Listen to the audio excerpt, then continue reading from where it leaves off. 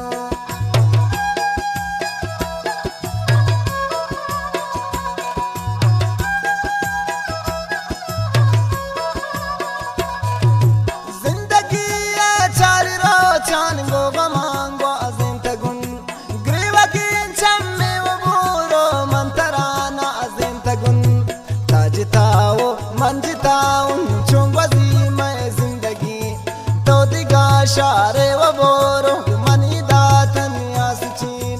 तो दिगा शारे व बोरो की मन इदातन यासचीन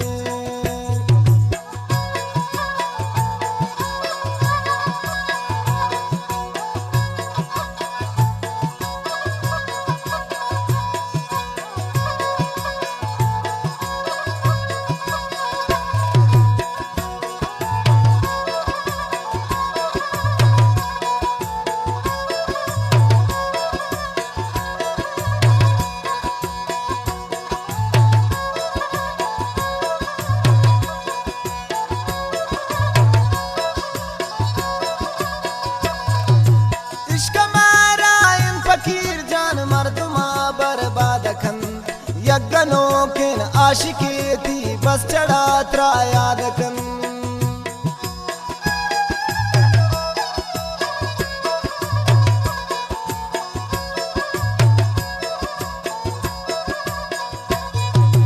किश्कमारा इन फकीर जान मर्दमा बर्बादकन यज्ञनों के आशिकी थी बस त्रायादकन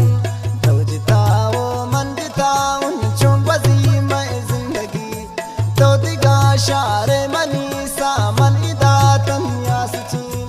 तो दिगा शारे मनीसा मन इदातन यासचीन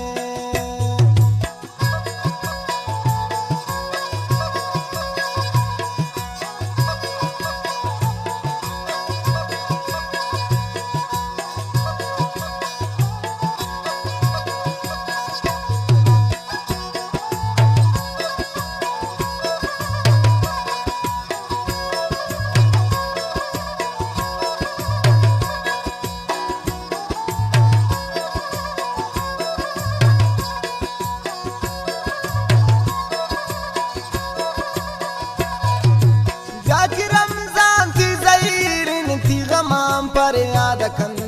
वाबुआगा इंदिलेता वफात्रा यादकन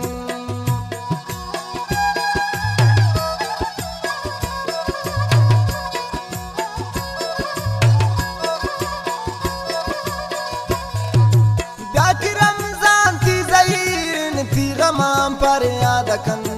वाबुआगा इंदिलेता वो सनम त्रा यादकन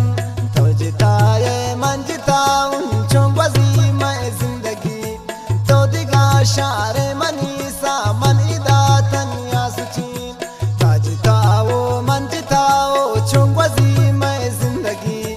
तादिगा शारे मनीसा मन इदातन यासचीन तो दिगा शारे मनीसा मन इदातन यासचीन तो दिगा शारे